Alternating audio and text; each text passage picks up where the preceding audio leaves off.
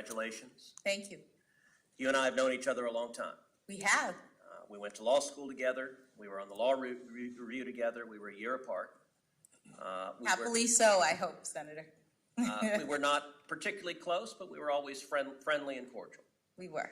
And you and I had a very positive and productive meeting in my office where we discussed a number of things, including you were there with former Senator Doug Jones. And we discussed how he and I and a number of other senators had, for 2 different years, participated in reading aloud on the Senate floor Dr. Martin Luther King Jr.'s letter from a Birmingham jail, which is one of the truly great advocacies for civil rights our nation has seen. And you and I talked together about our shared admiration for Dr. King. When Senator Grassley questioned you earlier, he asked in particular about Dr. King's speech on the steps of the Lincoln Memorial, where he said most critically, "I have a dream that my 4 little children will one day live in a nation where they will not be judged by the color of their skin, but by the content of their character." Do you agree with what Dr. King said in that speech there? I do, Senator. As we were discussing it, you referenced in my office a speech that you gave in January of 2020 at the University of Michigan School of Law. And after our discussion, I pulled a copy of your speech and read the speech in its entirety. And there were elements of the speech that I thought were really powerful. And let me say, your opening remarks yesterday were powerful and inspirational as well. And I think you and your family, the journey you have taken to becoming a federal judge, to becoming a federal Court of Appeals judge, I think demonstrates the incredible promise and the incredible opportunity this nation offers all of us. As I read your speech at the University of Michigan Law School, however, there was a portion that surprised me. And in particular in that speech, you referenced the work of, quote, acclaimed investigative journalist Nicole Hannah Jones, and her, and again, this is a quote from the speech, provocative thesis that America was born in, provocative thesis that the America that was born in 1776 was not the perfect union that it purported to be. And indeed, Ms. Hannah Jones, in her 1619 projects, describes the central thesis of the 1619 project, which the New York Times laid out as a revisionist look of history, revising American history. And Ms. Hannah Jones described her central thesis as, quote, one of the primary reasons the colonists decided to declare independence was because they wanted to protect the institution of slavery. Now, that claim is a highly contested historical claim. Do you agree with Ms. Hannah Jones that one of the primary reasons the colonists decided to declare independence is because they wanted to protect the institution of slavery? Thank you, Senator. When I gave that speech at the University of Michigan, I was asked to speak on Martin Luther King Day. And every year they have a Martin Luther King Day speaker. And I gave a speech about Black women in the civil rights movement. Most of the speech, if not all of the speech, was focused on African American women, their contributions to the civil rights movement, unsung contributions in many cases, and then some of the more recent African American women who have made claims, who have done things in our society. One slide was of Ms. A journalist, as you say, who made that statement, and I called it provocative. It is not something that I've studied. It doesn't come up in my work. I was mentioning it because it was, at least at that time, something that was talked about and well known to the students that I was speaking to at the law school. So are you aware that since the 1619 project came out, that it has been roundly refuted by very respected historians, including Gordon Wood of Brown University, including James McPherson of Princeton University. McPherson called it a, quote, very unbalanced, one-sided account which lacks content and perspective.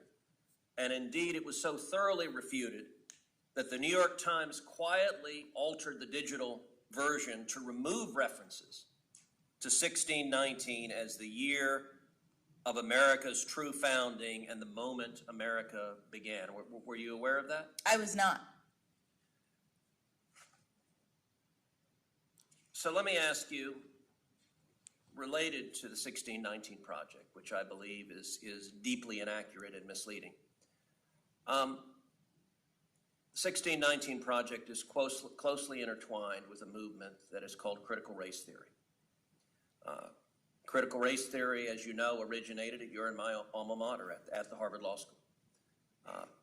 In your understanding, what does critical race theory mean? What is it?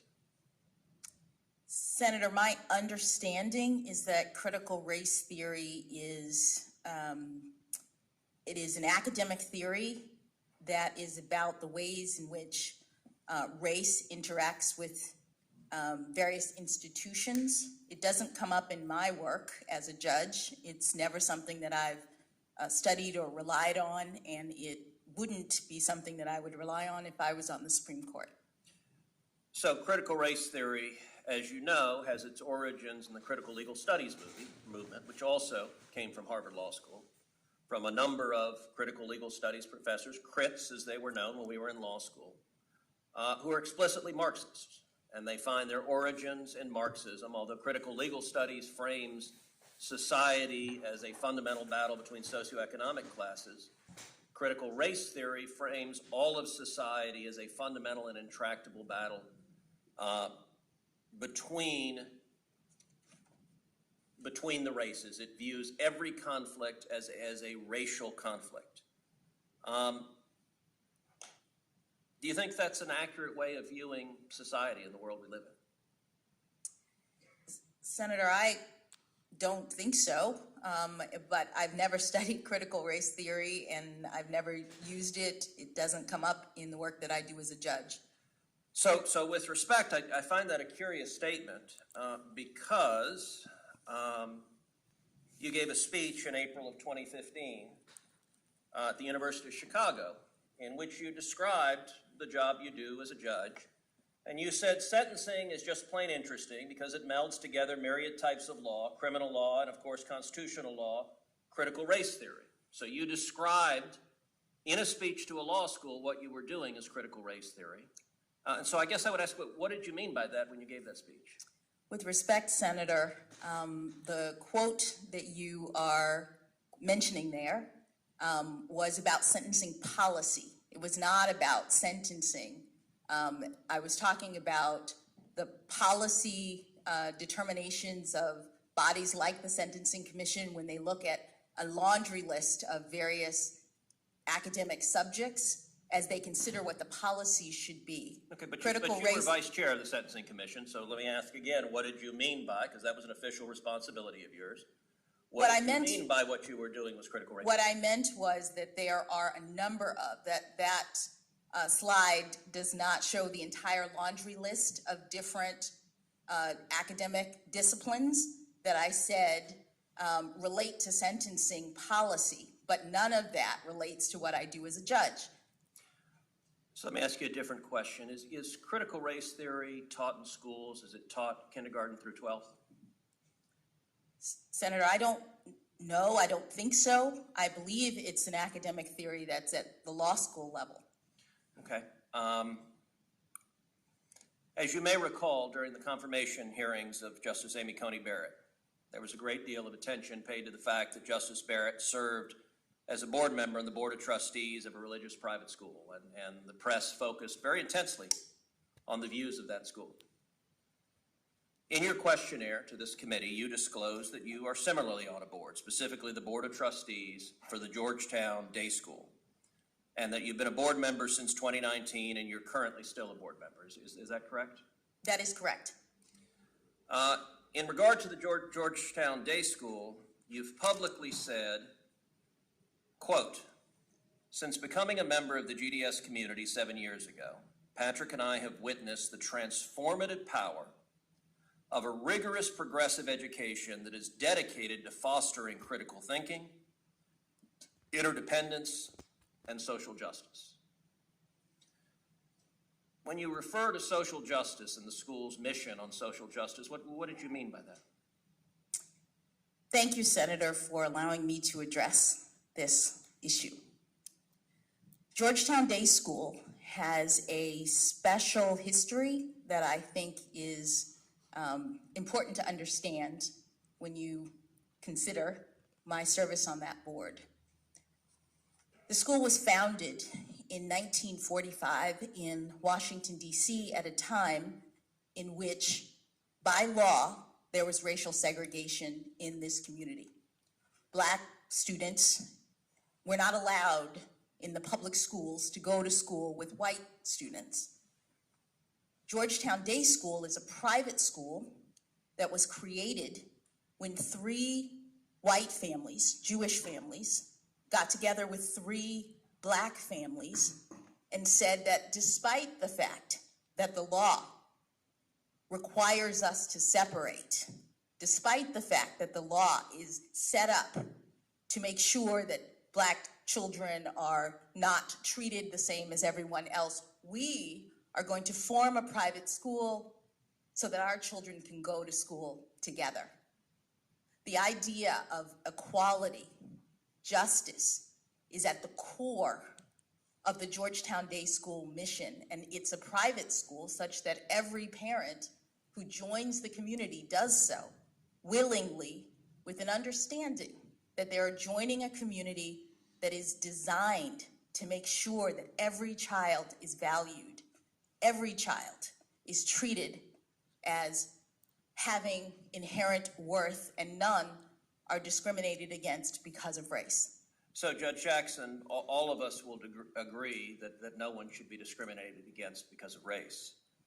When you just testified a minute ago that you didn't know if critical race theory was taught in K through 12, I will confess I find that statement a little hard to reconcile with the public record, because if you look at the Georgetown Day School's curriculum, it is filled and overflowing with critical race theory.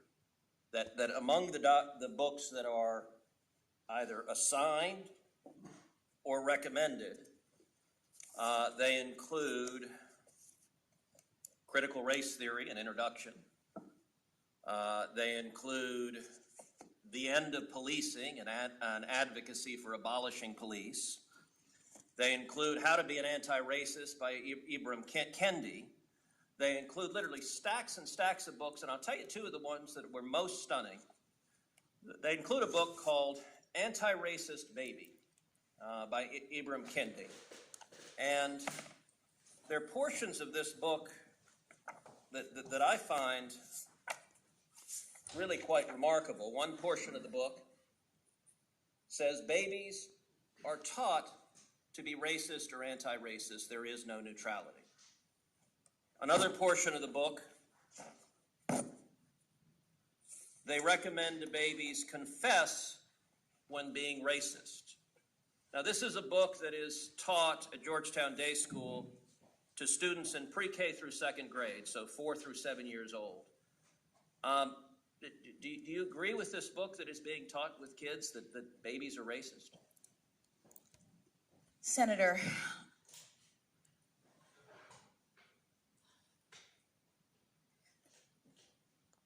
I do not believe that any child should be made to feel as though they are racist, or though they are not valued, or though they are less than, that they are victims, that they are oppressors. I don't believe in any of that. But what I will say is that when you asked me whether or not this was taught in schools, critical race theory, my understanding is that critical race theory as an academic theory is taught in law schools, and to the extent that you were asking the question, I understood you to be addressing public schools.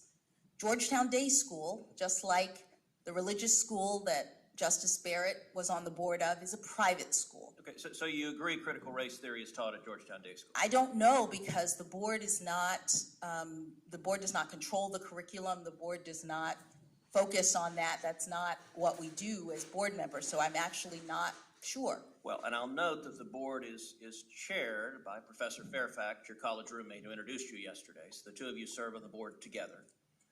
Another book that is on the summer reading for 3rd through 5th grade is a book called Stamped for Kids, again by Ibram Kendi.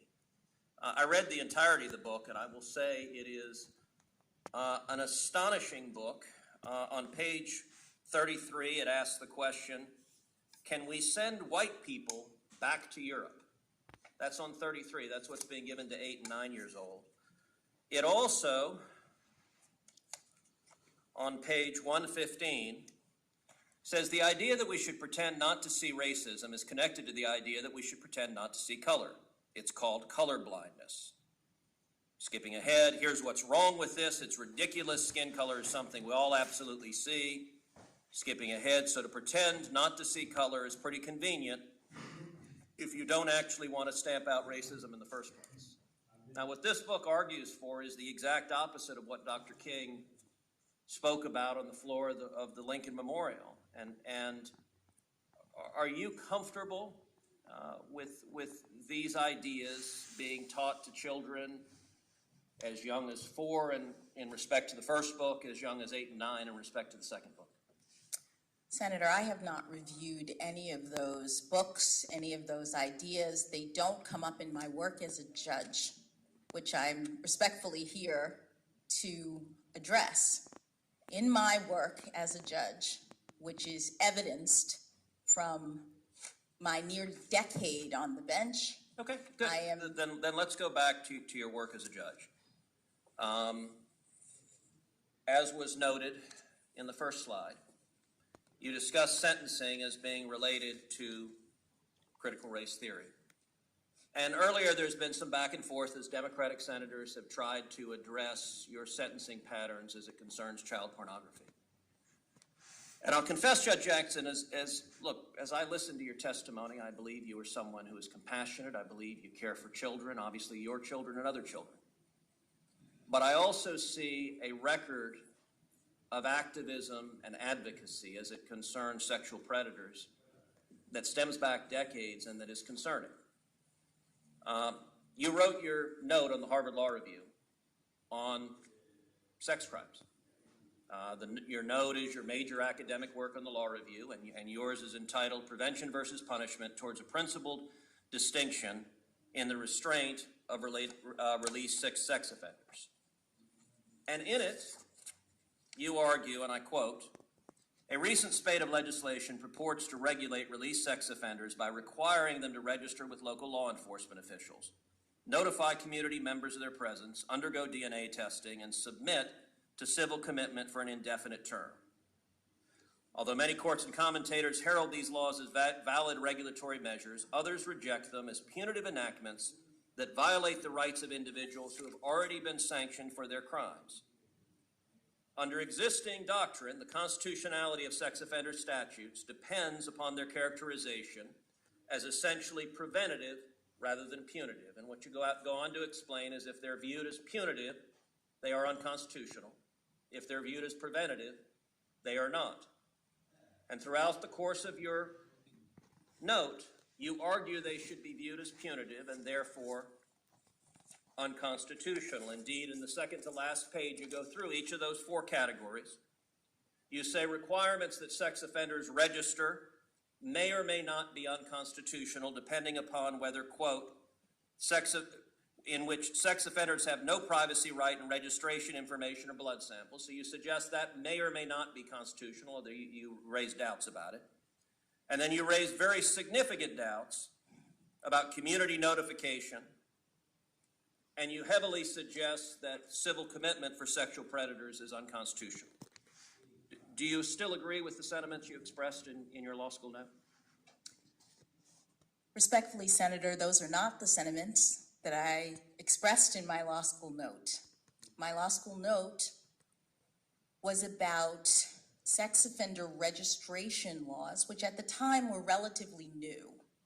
As you know from our time in law school, one of the things that law school students do is they look for new developments in the law and they try to analyze them. That's something that makes for good fodder for a law school note. My note, which came out in 1996, was shortly after there were new Megan's laws. And the point that I was making was not that the laws were bad, that the laws were wrong. I was trying to assess something that is sort of fundamental in terms of the characterization of the laws. I didn't say that they were unconstitutional one way or the other. What I was trying to assess was how they are characterized. Some courts would look at those laws and call them preventative, and that has a certain set of consequences. Some courts would call them punitive, and that has a certain set of consequences. And what I was trying to do is figure out how to make the determination whether they were punitive or preventative. Well, your note argued that they were punitive, and I would note that view. There have been some on the bench that have advocated that. The Supreme Court in 1997 decided a case called Kansas versus Hendrix, in which it upheld Kansas's civil commitment statute. That was a 5-4 vote. This has been a question that has been close at the Supreme Court. And I would note beyond that, that in terms of the prevalence of these statutes, all 50 states and DC have registry requirements. 47 states have community notification requirements. All 50 states have DNA or blood banks for sex offenders requirements. And 20 of the states, the federal government in DC, have laws that allow for the indefinite detention of sex offenders. I would note in the state of Texas, a state court of appeals, relying on very much the same sort of reasoning you advocated in your note, struck down Texas's sexually violent predator civil commitment law. At the time I was the Solicitor General of Texas, I personally argued that appeal in the Texas Supreme Court. And the Texas Supreme Court unanimously reversed the Court of Appeals and upheld our statute. And if the views you advocated in law school prevailed, civil commitment laws across the country would be struck down, releasing sexual predators. And under the argument, community notification and DNA bank laws could well be struck down as well. Is that an outcome that should concern people?